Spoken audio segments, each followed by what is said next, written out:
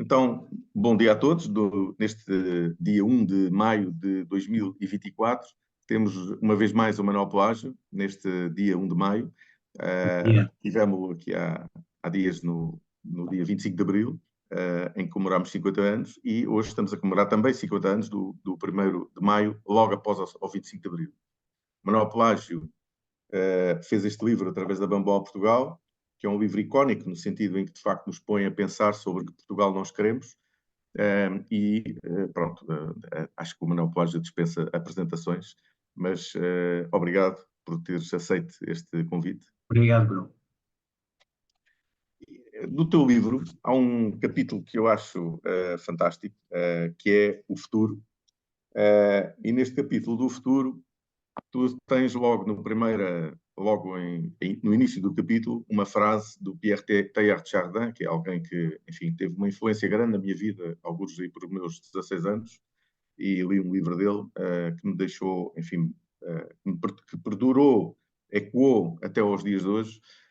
E tens uma frase dele que é, e que eu gosto bastante, que é: o futuro pertence àqueles que dão motivos de esperança à próxima geração. E, na verdade, eu tenho que dizer que esta frase ligo-a a um livro que também nós temos, que é o Esperança Ativa, de Joanna Macy, e que nós precisamos de pensar o futuro que queremos deixar. Aliás, tu tens também no final deste capítulo, tens uma reflexão, e nessa reflexão o que tu dizes é que futuro quer para o seu país. E, na realidade, no dia 1 de maio, era interessante nós pensarmos, afinal, que futuro é que nós queremos para o país, independentemente de ser o dia do trabalhador, ser o dia da felicidade, ser o dia da perpetuação da liberdade, mas era interessante que, seja lá o valor que este dia 1 de maio traga para cada um de nós, que conseguíssemos sair um pouco desta amálgama do trabalho e da construção organizacional, mas pensarmos para lá disso, não é? Para lá e olharmos para um Portugal de 2050 que nós queremos.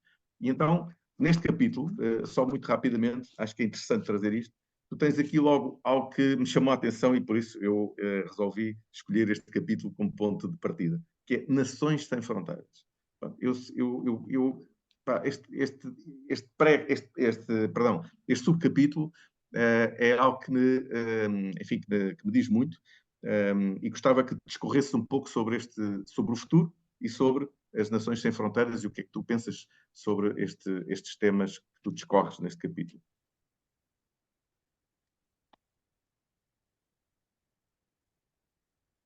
Quando nós olhamos do espaço, a Terra,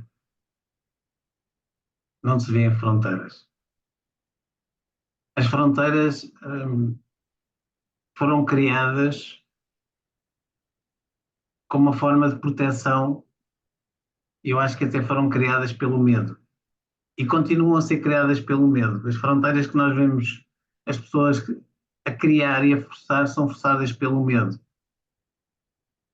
Continuamos com um mundo em que existe muita desigualdade entre as pessoas, em que as pessoas tentam migrar e se mover para países que têm mais condições, e as fronteiras é uma forma de proteção.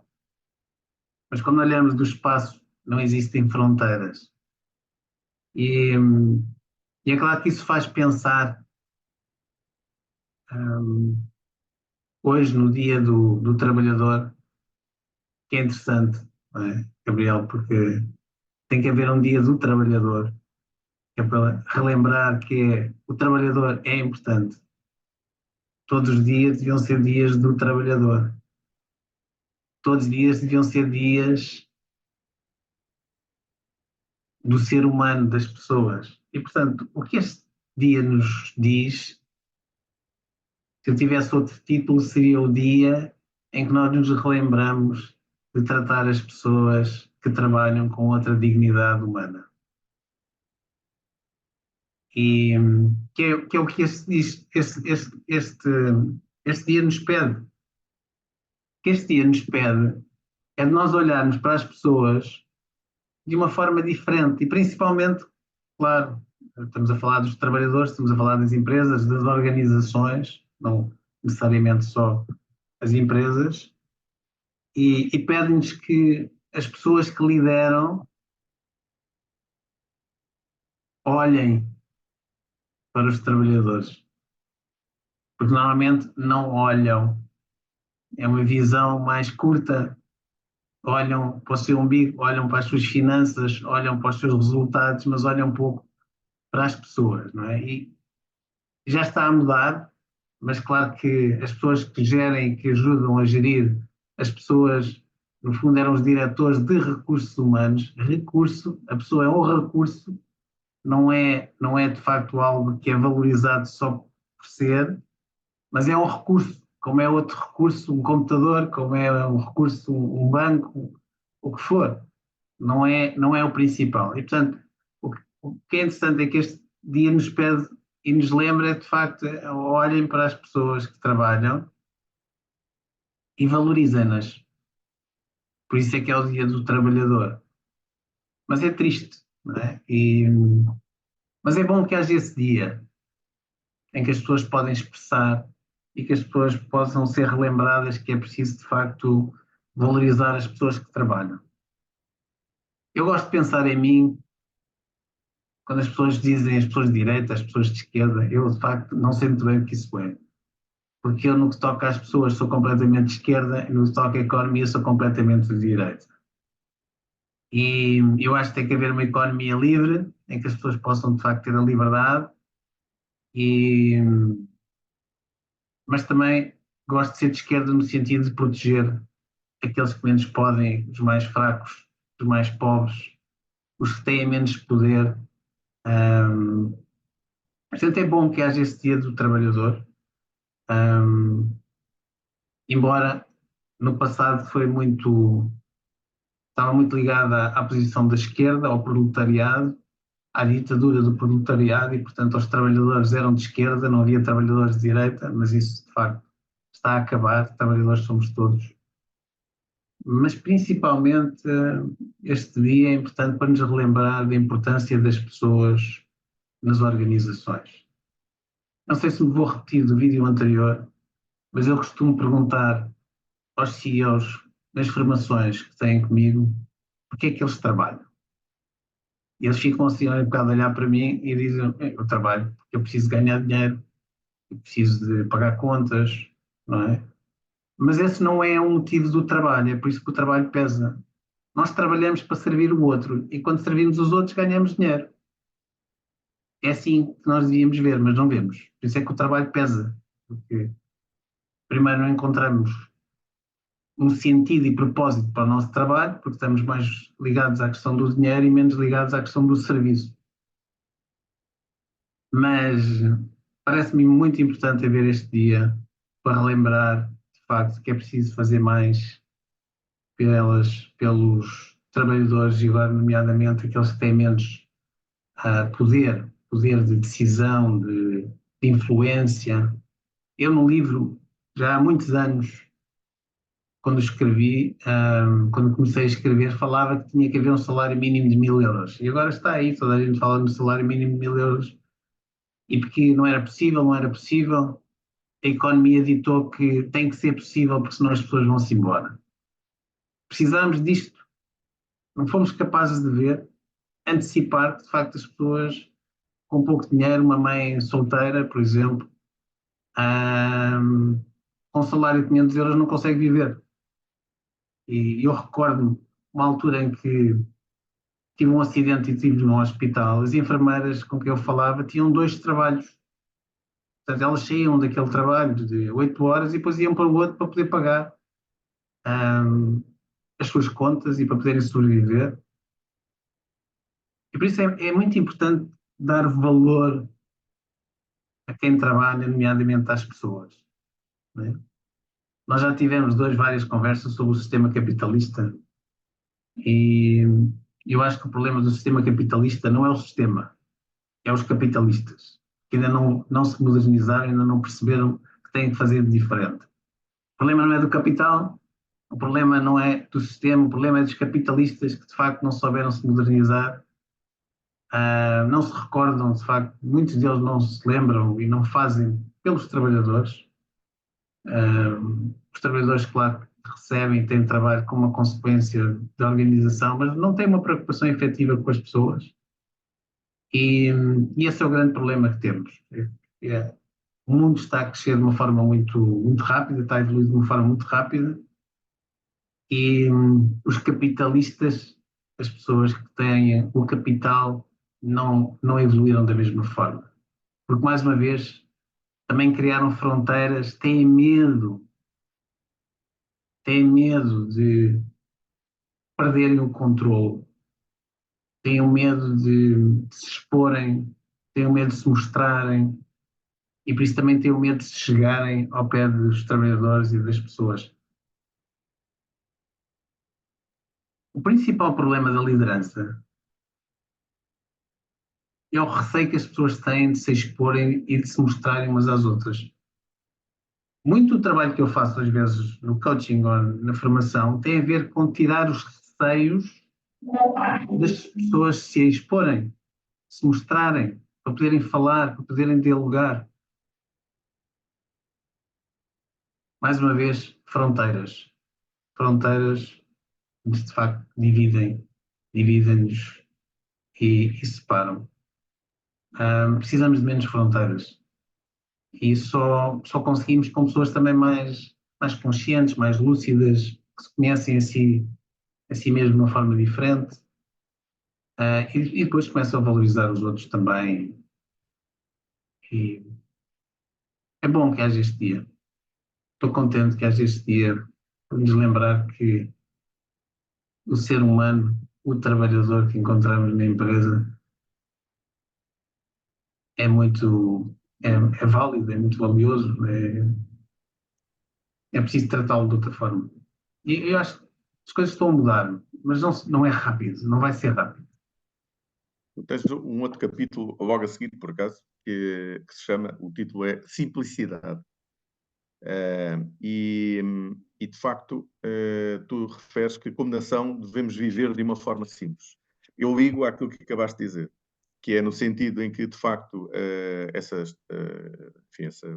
história, digamos assim, que contaste sobre as enfermeiras que precisam ter 2 trabalhos. Eu lembro-me que o meu avô tinha 2 trabalhos, o meu pai também teve, e, portanto, é um pouco...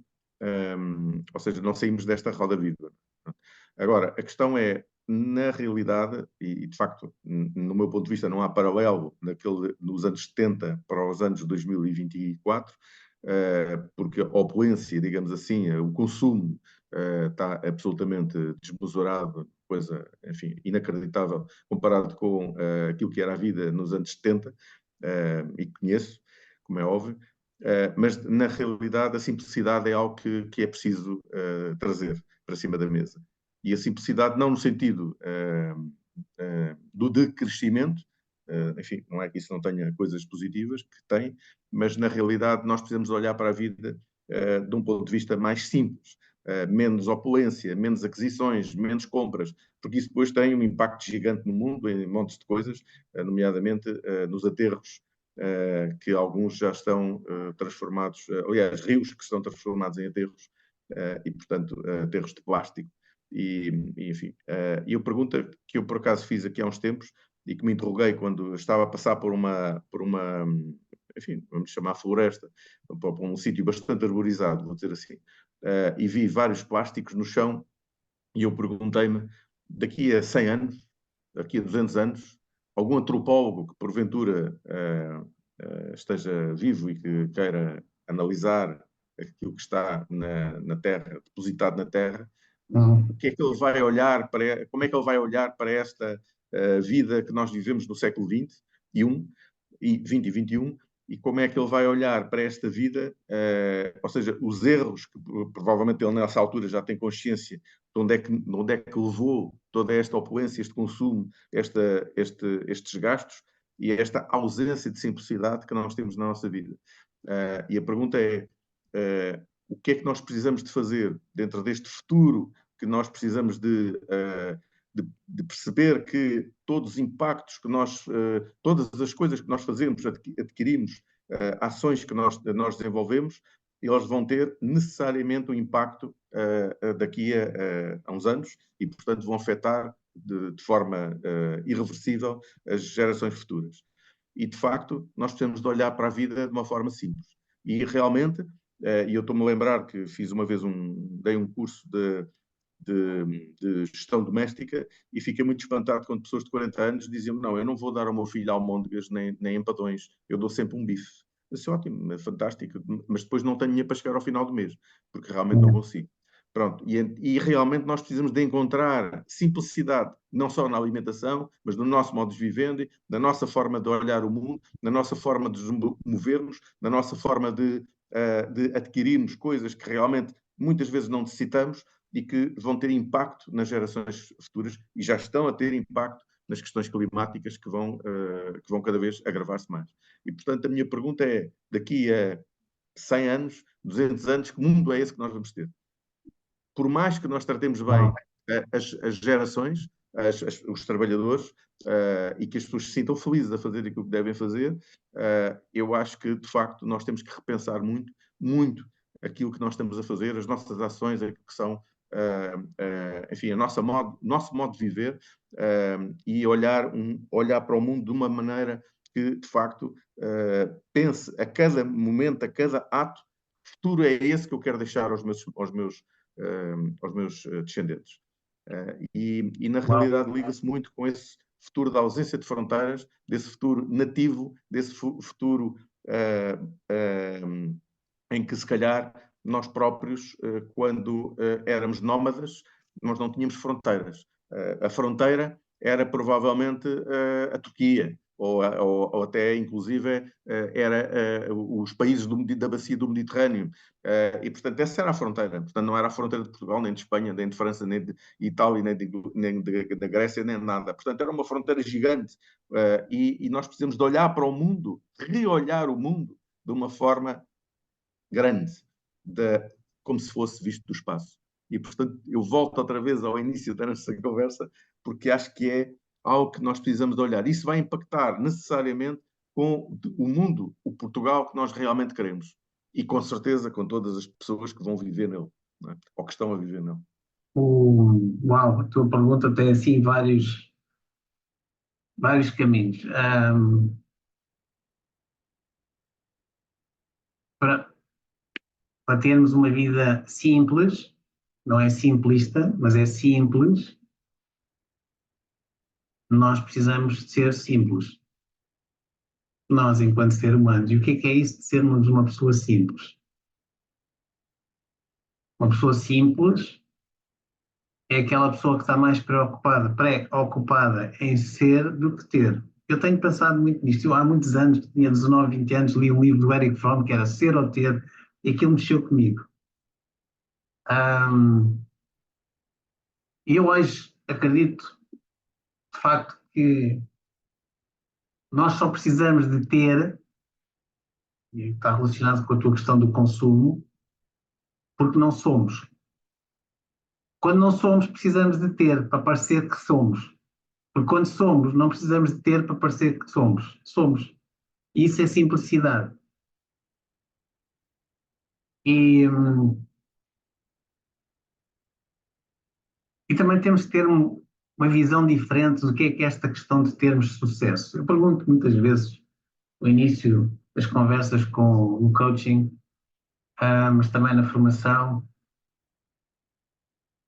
e eu pergunto: o que é que vocês querem? E alguém diz: eu quero ter sucesso. Ok, qual é o sucesso que queres ter? Não, o sucesso que quero ter é que quero evoluir na empresa, blá.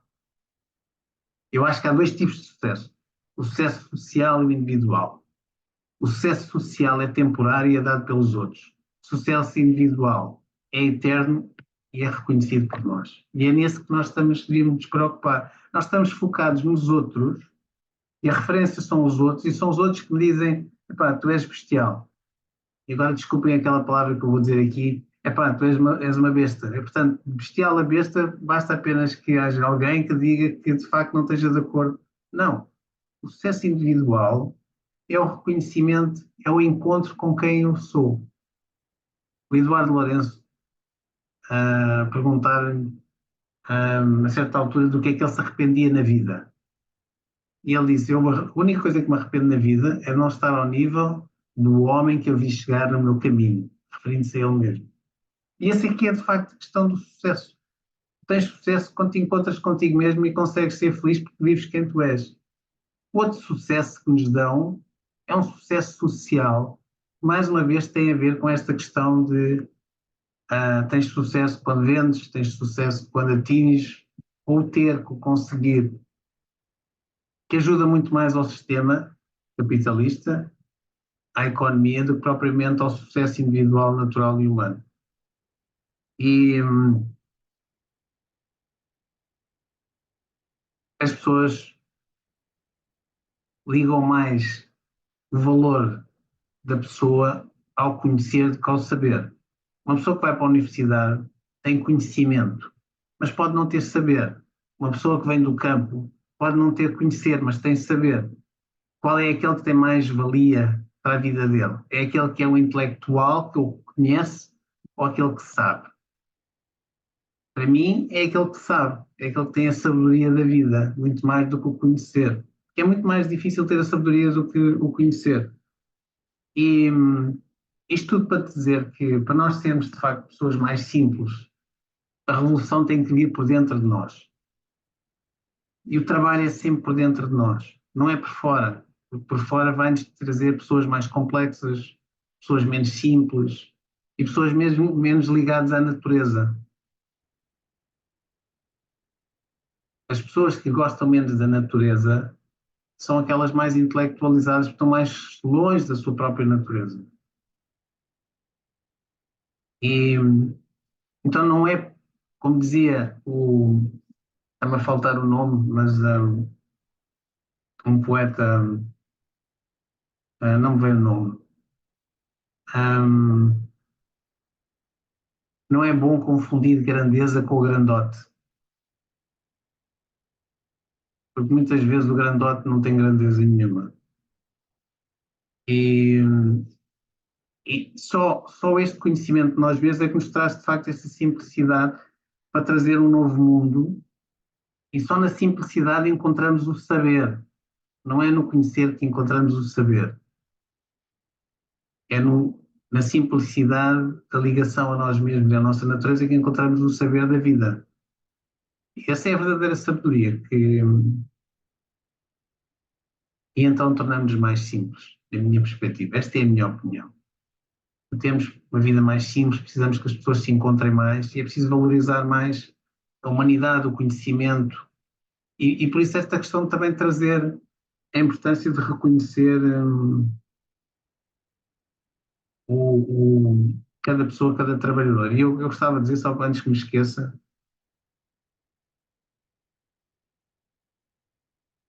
a hipocrisia da sociedade e da política em que de facto põe o dinheiro à frente das pessoas.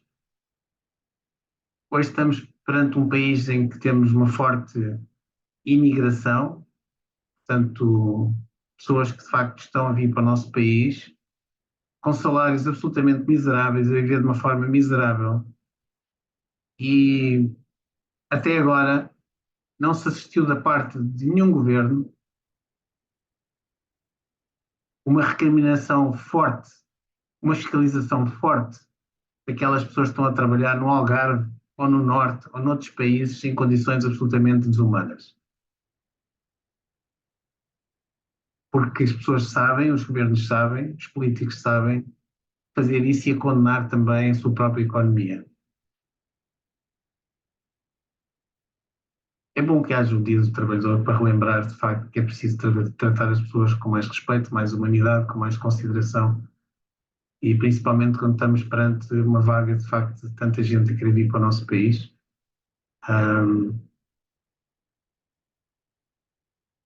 É bom, é bom. Tu, quando vês, enfim, quando percebes essas problemáticas que estão a surgir relativamente às pessoas, e sobretudo aos imigrantes, a pergunta que eu faço é, de facto, implica que haja liderança. implica que haja pessoas que tenham um pensamento sobre o outro, sobre si, sobre a empresa, sobre o negócio, sobre os desafios naturais que têm as empresas e o mundo, e, portanto, esta amálgama que tem que ser gerida pelas estruturas, pelos quadros dirigentes de primeira e segunda linha, não é? E os CEOs, seja lá o nível da empresa que for, pequeno ou grande ou micro, mas enfim, são sempre desafios, porque há uma série de coisas que se tem que acautelar e pensar e imaginar, mas há um aspecto que me parece importante, que é nós vermos, não vermos o navio às peças, vermos o navio a navegar.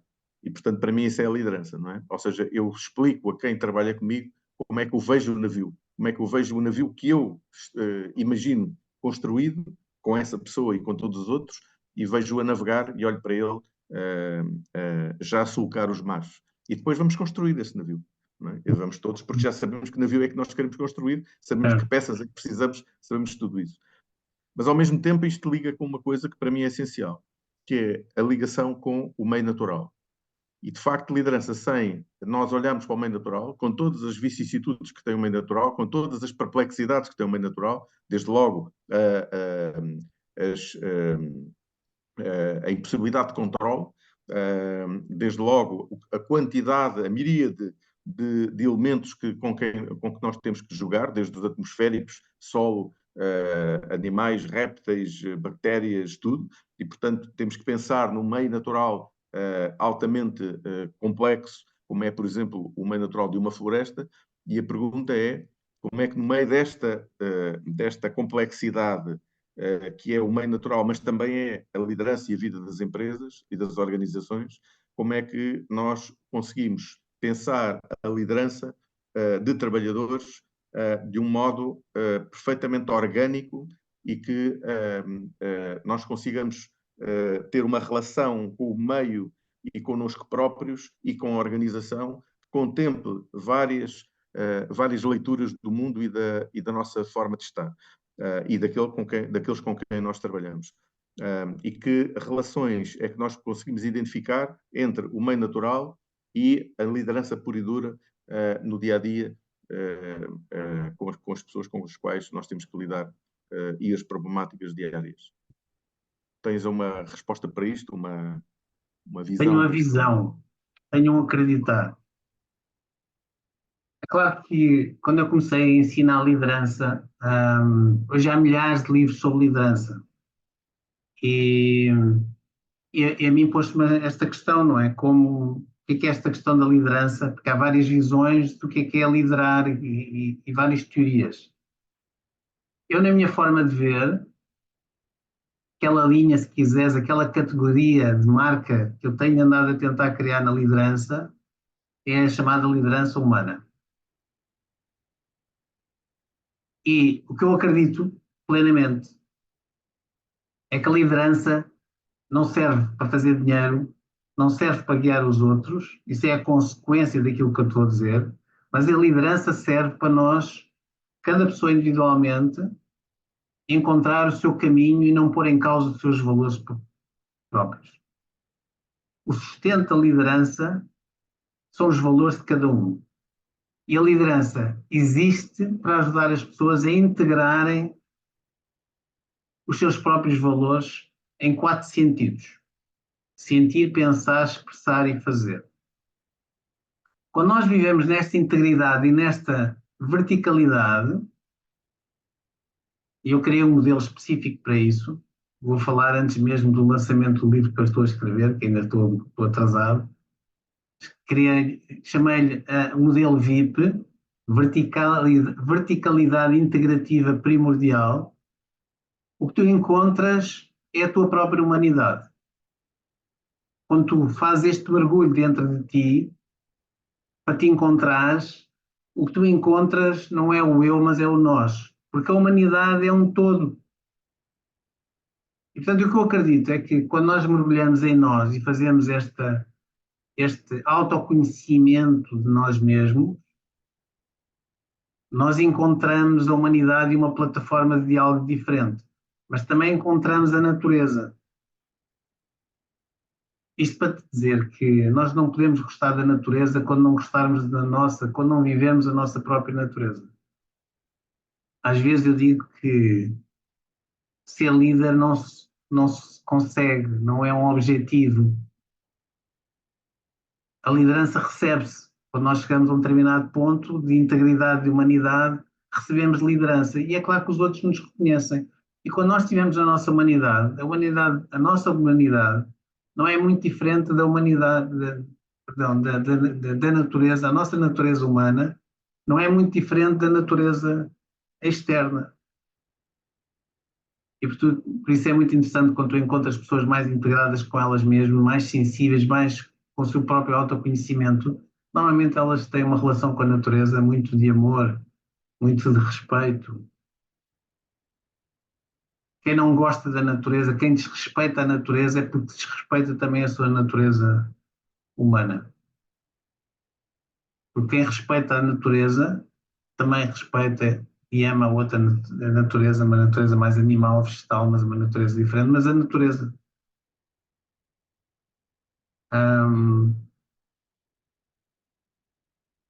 Por isso, esta questão da liderança humana. A diferença da liderança humana, e é nisso que eu acredito, e podes-me dizer que pode ser assim uma utopia, mas eu gosto dessa utopia porque me faz dirigir e crescer, é a utopia de que nas organizações hum, todos os objetivos devem estar suportados em fazer da vida das pessoas uma vida melhor. Mais uma vez, há bocado falámos porque é que nós trabalhamos para servir. A consequência do servir é o dinheiro como contrapartida.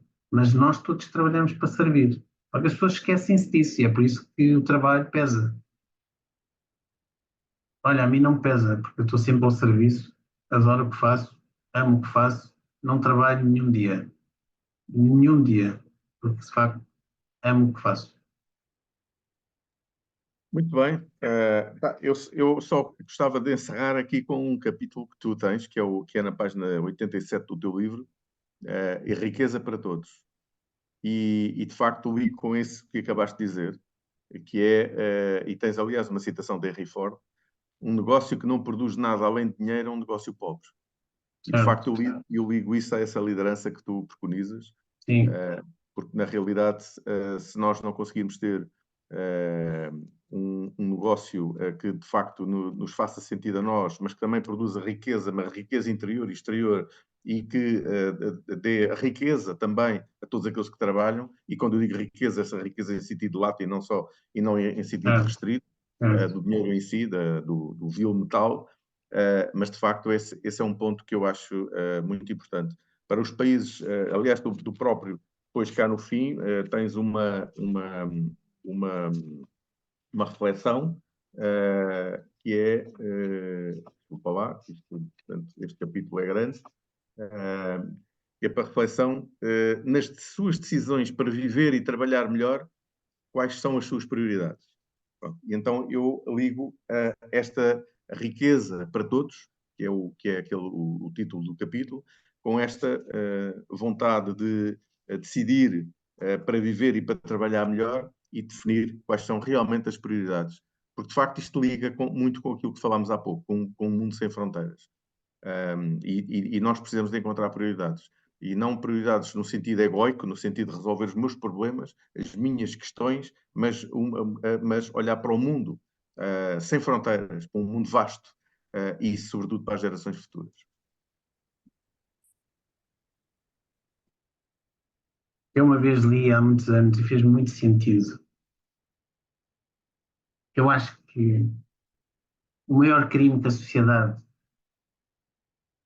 causa a todos nós, enquanto humanos, e se quiseres pensar nisso, também podes pensar do ponto de vista das empresas e dos seus líderes,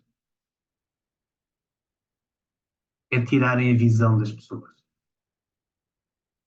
Essa é a maior pobreza que qualquer pessoa pode ter, tenha muito dinheiro ou não. Pobreza, a maior pobreza que nós podemos ter enquanto seres humanos é não vermos. Nem nos vermos, nem vermos os outros, nem vermos a realidade como ela é. E olharmos para fora de nós e não conseguirmos, de facto, observar aquilo que vimos. Eu acho que esse é o maior crime. Para ver, para não estarmos doentes dos olhos, precisamos de observar de outra forma, com mais alma, com mais coração, com mais espiritualidade. E para isso temos que nos conhecer. Temos que deixar de ter esta armadura que criámos para ir para a guerra todos os dias. Essa guerra, essa armadura, é um livro fantástico sobre isso, que chama-se O Cavaleiro com a Armadura Enferrujada. Precisamos tirar essa armadura para sentir a vida e para ver e para observar. Isso faz muita falta às lideranças, aos líderes, aos responsáveis das empresas, aos nossos governantes. Não têm andam sempre de armadura. E, portanto, não têm sensibilidade para chegar perto e sentirem os trabalhadores. E, portanto, depois não veem.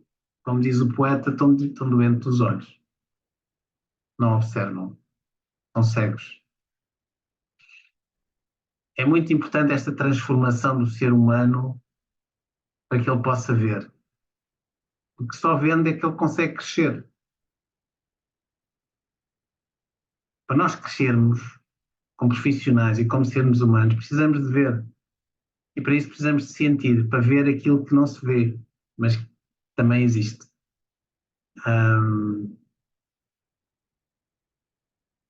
E os líderes, principalmente os executivos, mas também os formadores, os educadores, não ensinam isso, não motivam isso, não influenciam, não inspiram as pessoas, de facto, a procurar essa revolução interna para se começarem, de facto, a conhecer-se e a ver. Outro dia eu li, de facto, ou ouvi que, de facto, um homem ou uma mulher livre são muito perigosos. E é esse o receio. Mais uma vez, as fronteiras, o controle, em vez de facto a liberdade, e a autonomia para as pessoas de facto encontrarem a sua realização pessoal. Essa justiça para todas, essa riqueza, as pessoas pensam logo monetária, mas não, a maior riqueza é de facto as pessoas encontrarem-se e terem esperança e estarem em paz. Essa é a maior riqueza. Mas até isso, aqueles que têm mais dinheiro, parece que tiraram às pessoas, que é de facto esta capacidade de se olharem, de se sentirem, de se aprenderem, de se evoluírem. Serem vulneráveis. Mais esta justiça que eu gostava de ver alargada a todas as pessoas, que as pessoas não perdessem a riqueza de se conhecerem e de evoluírem. A riqueza de ser. Certo. Então, Manuel Pelagio, muito obrigado por este Obrigado. encontro agora, precisamente no dia 1 de maio. E é interessante termos esta conversa no dia 1 de maio, é curioso e ao mesmo tempo é impactante.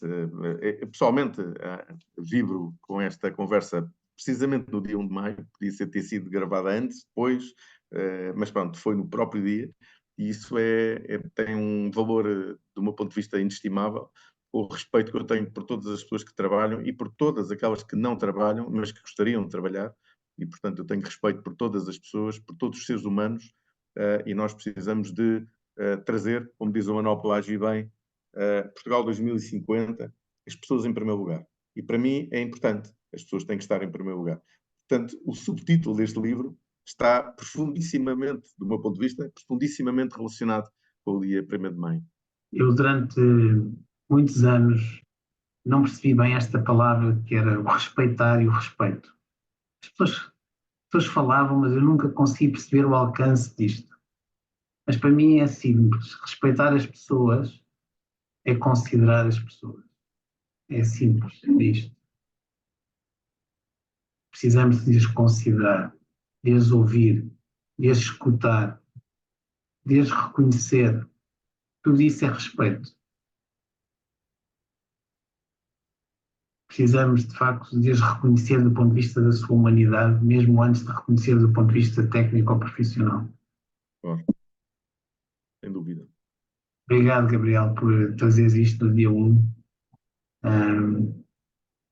Foi muito bom. Tocou-me bastante, de facto, este trabalho, esta questão sobre as pessoas e de facto é aquilo que me anima. É. Nós não somos seres de outro mundo, somos seres do planeta Terra. Somos. Grande abraço. Um Até abraço para já. ti também, Gabriel. Obrigado.